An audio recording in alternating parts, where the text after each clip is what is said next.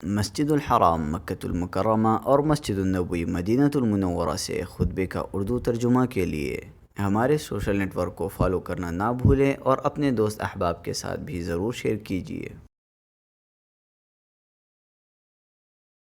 ورحمۃ اللہ وبرکاتہ۔ خطبہ جمعہ مسجد حرام بتاریخ 7 ربیع الثانی 1443 ہجری بمطابق 12 نومبر 2021 عیسوی بعنوان رجوع الی اللہ، خطیب فضیلت الشیخ ڈاکٹر بندر بلیلہ حفظہ اللہ، ترجمہ و آواز ڈاکٹر ذل الرحمان تیمی۔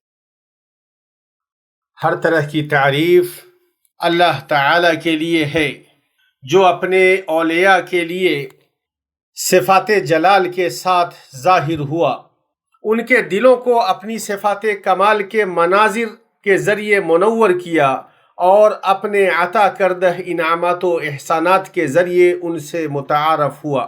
میں گواہی دیتا ہوں کہ اللہ کے علاوہ کوئی معبود نہیں، وہ اکیلا ہے، ذات و صفات اور افعال میں اس کا کوئی شریک نہیں۔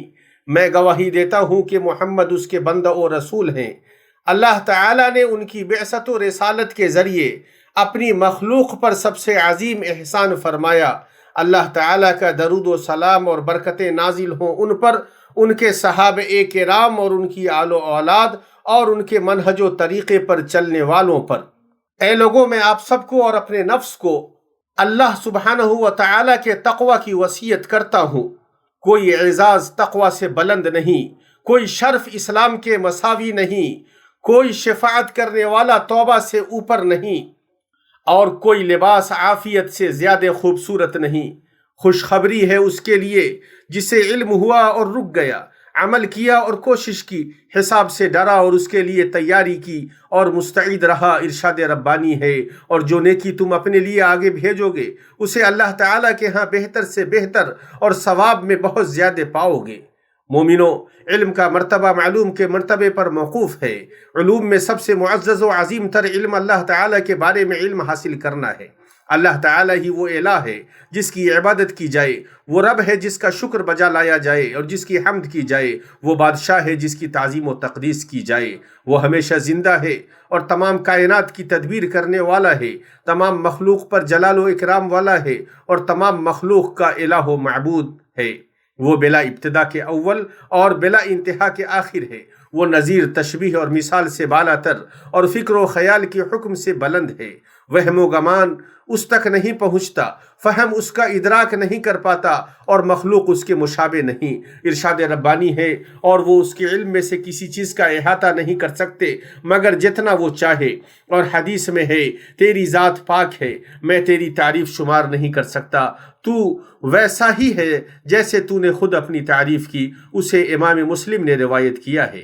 اللہ تعالیٰ صفات کمال کا مستحق ہے، جلال کی صفتوں سے متصف ہے۔ مخلوقات تعظیم و خشوع اور خوف و تابعداری کے ساتھ اس کی عبادت کرتی ہیں۔ ارشاد ربانی ہے، اور یہ کہہ دیجئے کہ تمام تعریفیں اللہ ہی کے لیے ہیں جو نہ اولاد رکھتا ہے، نہ اپنی بادشاہت میں کسی کو شریک و ساجی رکھتا ہے، اور نہ وہ کمزور ہے کہ اسے کسی حمایتی کی ضرورت ہو، اور تو اس کی پوری بڑائی بیان کرتا رہ۔ افلاک اس کی عظمت کی تسبیح بیان کرتے ہیں اور ہر طرح کی بادشاہتیں اس کی بادشاہت کے سامنے جھکتی ہیں۔ ارشاد ربانی ہے، ایسی کوئی چیز نہیں جو اسے پاکیزگی اور تعریف کے ساتھ یاد نہ کرتی ہو۔ نیز ارشاد ربانی ہے، آسمانوں اور زمین کی ہر چیز اللہ تعالیٰ کی پاکی بیان کرتی ہے اور وہ غالب با حکمت ہے۔ اسی کے لیے ہم نماز پڑھتے اور سجدہ کرتے ہیں، اسی کی طرف ہم دوڑتے اور لپکتے ہیں، اور اسی کو ہم ایک جانتے اور اس کی عبادت کرتے ہیں۔ آپ فرما دیجئے کہ بالیقین میری نماز اور میری ساری عبادت اور میرا جینا اور میرا مرنا یہ سب خالص اللہ ہی کا ہے جو سارے جہان کا مالک ہے، اس کا کوئی شریک نہیں، اور مجھ کو اسی کا حکم ہے، اور میں سب ماننے والوں میں سب سے پہلا ہوں۔ دل اس کے لیے تڑپتے ہیں، نفوس اس کے پاس سکون پاتے ہیں، عقول اس کی معرفت سے لذت حاصل کرتی ہیں، ساری مخلوقات اس کے محتاج ہیں، اور کیسے نہ ہوں جبکہ وہی ان کا خالق اور پیدا کرنے والا اور انہیں دوبارہ زندہ کرنے والا اور پہلی بار بنانے والا ہے۔ مخلوقات پسندیدہ چیزوں میں اس کا قصد کرتی ہیں، مصیبتوں میں اس کے پاس پناہ لیتی ہیں، آفتوں کے وقت اس کی طرف دوڑتی ہیں۔ کسی شاعر نے کہا ہے، زندگی کا مزہ اس نے چکھا ہی نہیں جس کا کوئی ایسا محبوب نہ ہو جس کے پاس وہ سکون و اطمینان حاصل کرے۔ اس پاک ذات نے جسے بھی پیدا کیا ہے وہ اس کی حفاظت کرتی ہے، جسے بھی وجود بخشا اسے محفوظ رکھتی ہے، اپنے اولیاء کی گناہوں اور ہلاکتوں میں پڑھنے سے حفاظت کرتی ہے، حرکات و سکنات میں ان کے ساتھ شفقت برتتی ہے۔ شاعر کہتا ہے وہ نہایت باریک بھی ہے، اس کا علم اسرار اور خفیہ چیزوں کو محیط ہے، وہ علیم ہے، اسے باطن و مخفی چیزوں کا ادراک ہے۔ وہ ایسا کارساز ہے صرف جس پر بھروسہ کیا جاتا ہے، صرف اس سے امیدیں لگائی جاتی ہیں اور صرف اس کی بارگاہ میں پناہ لیا جاتا ہے۔ ارشاد ربانی ہے وہ مشرق و مغرب کا پروردگار ہے جس کے سوا کوئی معبود نہیں، تو اسی کو اپنا کارساز بنا لے۔ ایسا جوڑنے والا ہے جو ٹوٹے ہوئے فقیر اور مصیبت زدہ کی ضرورتوں کو پوری کر کے، ان کی لغزشوں کو مٹا کر اور بھرپور اجر و ثواب سے نواز کر دلوں اور جسموں کو جوڑتا ہے۔ اسی لیے دونوں سجدوں کے مابین نبی کریم صلی اللہ علیہ وسلم کی دعاؤں میں سے تھا، اے رب مجھے معاف فرما، میرے اوپر رحم فرما اور میری کمی کو پوری کر۔ اسے احمد، ابو داؤد اور ترمذی نے روایت کیا ہے۔ وہ معاملات کی تدبیر کرتا ہے، پیدا کرتا اور روزی دیتا ہے، حکم دیتا اور منع کرتا ہے، مارتا اور زندہ کرتا ہے، فیصلہ کرتا اور نافذ کرتا ہے، رات و دن کو رد و بدل کرتا ہے۔ ارشاد ربانی ہے سب آسمان و زمین والے اسی سے مانگتے ہیں، ہر روز وہ ایک شان میں ہے۔ اس نے ہر چیز کو گن رکھا ہے اور اس نے ہر چیز کو اپنی رحمت، حکمت اور بردباری سے گھیر رکھا ہے۔ اے لوگو، اللہ تعالیٰ سائل کو بے نیاز کرتا ہے، محتاج کے لیے کافی ہوتا ہے، مستحق ہونے سے قبل نعمت کی شروعات کرتا ہے، بغیر بدلے کی امید کے خوب احسان کرتا ہے۔ اس سے کسی پکار کو روکا نہیں جاتا، اس کے نزدیک کوئی فریاد ناکام نہیں ہوتی اور اس کے نزدیک کوئی کوشش رائیگاں نہیں جاتی۔ وہ اپنی بلندی میں قریب ہے، اپنی قربت میں بلند ہے۔ جب تم اسے پکارو گے تو وہ تمہاری پکار کو سنے گا، جب تم اس سے سرگوشی کرو گے تو تمہاری سرگوشی کو جان جائے گا، اور اس سرگوشی میں تم نے اپنی ضرورت اس کے سپرد کی، اپنے دل کی بات اس سے کہی، اپنے غموں کی شکایت اس سے کی، اپنی مصیبتوں کو دور کرنے کی درخواست اس سے کی، اپنے معاملات میں اسی سے مدد طلب کی اور اس کے رحمت کے خزانے سے اس سے وہ چیزیں مانگی جن کے دینے پر اس کے علاوہ کوئی قادر نہیں، چاہے زیادتی عمر ہو یا صحت بدن، چاہے کشادگی رزق ہو یا بندش کشائی۔ پھر اس نے تمہارے ہاتھ میں اپنے خزانوں کی کنجیاں رکھی ہیں، اس سوال کے عوض جس کی اس نے تمہیں اجازت دی۔ تو جب چاہو دعا کے ذریعے اس کی نعمت کے دروازوں کو کھولنے کی درخواست کرو، اس کی رحمت کی بارشوں کو طلب کرو۔ دعاؤں کی قبولیت میں تاخیر تمہیں نا امید نہ کرے، اس لیے کہ نوازش نیت کے بقدر ہے، اور بسا اوقات دعاؤں کی قبولیت میں تاخیر کی جاتی ہے تاکہ وہ سائر کے لیے زیادہ اجر اور امید کرنے والے کے لیے زیادہ نوازش کا سبب ہو۔ وہ ان کے لیے مددگار ہے جن کے راستے مسدود ہو گئے ہیں، اور ان کے لیے رہنما ہے جن پر تدابیر تنگ ہو گئی۔ اس نے تمہارے لیے توبہ کے دروازے کو کھول دیے، رضا جوئی کے راستے کی رہنمائی کی، اپنے اور تمہارے درمیان کسی بندے کو نہیں رکھا جو تمہیں اس سے روکے، تمہیں ایسے شخص کا محتاج نہیں بنایا جو تمہارے لیے اس کے پاس سفارش کرے۔ اگر تم نے برائی کی ہے تو اس نے تمہیں توبہ سے نہیں روکا، نہ ہی تمہیں جلدی سزا دی، نہ ہی توبہ کرنے پر تمہیں عار دلائی، اور نہ ہی تمہیں بے نقاب کیا۔ اس نے گناہ سے تمہارے رکنے کو نیکی قرار دیا، اس نے تمہارے گناہ کو ایک ہی شمار کیا اور تمہاری نیکی کو 10 شمار کیا۔ اے اللہ، تمہاری ذات پاک ہے، تیری ذات پاک ہے۔ اے بادشاہ، تو کتنا طاقتور ہے، تیری ذات پاک ہے۔ اے بلند، تو کتنا ہی بلند ہے، تو شان و عظمت اور کبریائی و حمد والا ہے۔ تیرے لیے ہی اے اللہ ذلیل ہونا اور جھکنا ہے، اور تجھی سے عز و غلبہ ہے۔ تیری ہی طرف مشتاق ہونا اور تجھی سے ڈرنا ہے۔ تیری ہی توحید میرا اعتقاد ہے اور تجھی پر بھروسہ ہے۔ تیری معافی کی امید ہے اور تیری خوشنودی کی تلاش۔ میں وہ باتیں کہہ رہا ہوں جو آپ سن رہے ہیں۔ میں اللہ تعالیٰ سے اپنے لیے اور آپ سب کے لیے اور تمام مسلمانوں کے لیے ہر طرح کے گناہوں اور خطاؤں سے مغفرت طلب کرتا ہوں۔ اسی سے مغفرت طلب کرو، یقیناً وہ توبہ کرنے والوں کے لیے بہت زیادہ معاف کرنے والا ہے۔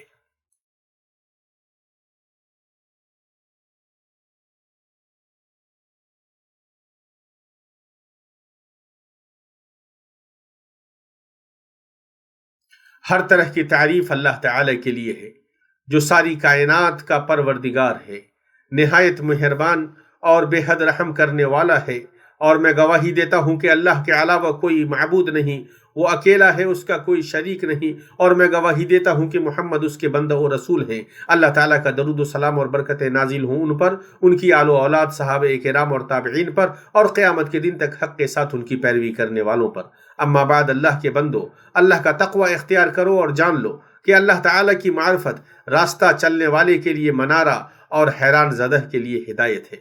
شیخ الاسلام ابن تیمیہ رحمہ اللہ نے فرمایا، لذت و فرحت، وقت کی خوشگواری، اور جس کو بیان نہیں کیا جا سکتا، اللہ سبحانہ کی معرفت، اس کی توحید اور اس پر ایمان لانے میں ہے۔ ان کی بات ختم ہوئی۔ بندہ جب اپنے رب کے کمال و جلال کی صفات، اس کی عظمت و جمال کے دلائل اور اس کے انعام و احسان کے شواہد کو جان لیتا ہے تو وہ اس سے اتنی زیادہ محبت کرتا ہے جو خود اس کی ذات، اہل اور بچوں کی محبت سے بڑھ کر ہوتی ہے، اور یہ عظیم مرتبہ اور بڑا مقام ہے، ارشاد ربانی ہے، اور ایمان والے اللہ کی محبت میں بہت سخت ہوتے ہیں۔ مصطفیٰ صلی اللہ علیہ وسلم نے فرمایا، 3 خصلتیں ایسی ہیں کہ جس میں پائی گئیں وہ ایمان کی مٹھاس کو پا لے گا، اللہ اور اس کے رسول اس کے نزدیک سب سے زیادہ محبوب ہو جائیں، وہ کسی انسان سے صرف اللہ کی رضا کے لیے محبت کرے، وہ کفر میں واپس لوٹنے کو ایسا برا جانے جیسا کہ آگ میں ڈالے جانے کو برا جانتا ہے۔ اس حدیث کو بخاری و مسلم نے روایت کیا ہے۔ اپنے رب تعالیٰ سے بندہ کی محبت کے لوازم میں سے یہ ہے کہ وہ صرف اس ذات واحد کی عبادت کرے جس کا کوئی شریک نہیں، اس کے لیے اخلاص اختیار کرے، اس کے اوامر کو بجا لائے اور اس کے منہیات کو چھوڑ دے۔ رب تعالیٰ سے بندہ کی محبت کے لوازم میں سے یہ بھی ہے کہ بندہ ہمیشہ اللہ عز و جل کا ذکر کرے، اس لیے کہ جو کسی چیز سے محبت کرتا ہے تو اس کا بہت زیادہ ذکر کرتا ہے، اور حدیث قدسی میں ہے، اللہ تعالیٰ فرماتا ہے، میں بندہ کے ساتھ ہوتا ہوں جب وہ میرا ذکر کرتا ہے۔ اسے بخاری و مسلم نے روایت کیا ہے۔ شاعر کہتا ہے، کیا معبود کی معرفت کے بعد مزید کچھ ہے سوائے اس کے کہ ان چیزوں پر ہمیشگی برتی جائے جو اس کی خوشنودی کو برقرار رکھیں۔ اتنی باتیں ہوئیں اور درود و سلام بھیجے نبی قرشی ہاشمی محمد ابن عبداللہ پر۔ اے اللہ، درود و سلام اور برکتیں نازل ہوں ان پر، ان کے آل و اصحاب پر، قیامت کے دن حق کے ساتھ ان کی پیروی کرنے والوں پر، اور ہم پر اپنے احسان و کرم سے۔ اے کریم، اے وہاب، اے اللہ، اسلام اور مسلمانوں کو غلبہ عطا فرما۔ اے اللہ، دین کے قلعے کی حفاظت فرما اور اپنے مومن بندوں کی مدد فرما۔ اے اللہ، مسلمانوں میں سے غم زدہ لوگوں کے غموں کو دور فرما دے، مصیبت زدہ لوگوں کی مصیبت کو دور فرما دے، مقروضوں کے قرض کو ادا کر دے، ہمارے اور مسلمانوں کے مریضوں کو شفا عطا فرما دے اپنی رحمت سے، اے رحم الرحمین۔ اے اللہ، ہمارے وطنوں میں ہمیں امن عطا فرما، ہمارے اماموں اور سربراہان مملکت کی اصلاح فرما دے، ہمارے حکمراں اور سربراہ مملکت کی حق، توفیق اور درستگی سے تائید فرما۔ اے اللہ، انہیں اور ان کے ولی عہد کو ان چیزوں کی توفیق عطا فرما جن میں ملک اور بندوں کی بھلائی ہے، اے رب العالمین۔ اے اللہ، سرحدوں پر تعینات ہمارے افواج کو کامیابی عطا فرما، تو ان کا معین و مددگار اور معید اور معاون ہو جا۔ اے اللہ، ہم تم سے علم نافع، کشادہ رزق اور مقبول عمل کی دعا کرتے ہیں۔ اے اللہ، تمام امور میں ہماری عاقبت کو بہتر بنا دے، ہمیں دنیا کی رسوائی اور آخرت کے عذاب سے محفوظ فرما۔ اے ہمارے پالنے والے معبود، ہم تیری اتاری ہوئی وحی پر ایمان لائے اور ہم نے تیرے رسول کی اتباع کی، پس تو ہمیں گواہوں میں لکھ لے۔ اے ہمارے رب، ہمیں دنیا میں نیکی دے اور آخرت میں بھی بھلائی عطا فرما، اور ہمیں عذاب جہنم سے نجات دے۔ اے اللہ کے بندو، اللہ تعالیٰ عدل کا، بھلائی کا اور قرابت داروں کے ساتھ سلوک کرنے کا حکم دیتا ہے، اور بے حیائی کے کاموں، ناشائستہ حرکتوں اور ظلم و زیادتی سے روکتا ہے۔ وہ خود تمہیں نصیحت کر رہا ہے کہ تم نصیحت حاصل کرو اور اللہ کے عہد کو پورا کرو، جبکہ تم آپس میں قول و قرار کرو، اور قسموں کو ان کی پختگی کے بعد مت توڑو، حالانکہ تم اللہ تعالیٰ کو اپنا ضامن ٹھہرا چکے ہو، تو تم جو کرتے ہو اللہ اس کو بخوبی جان رہا ہے۔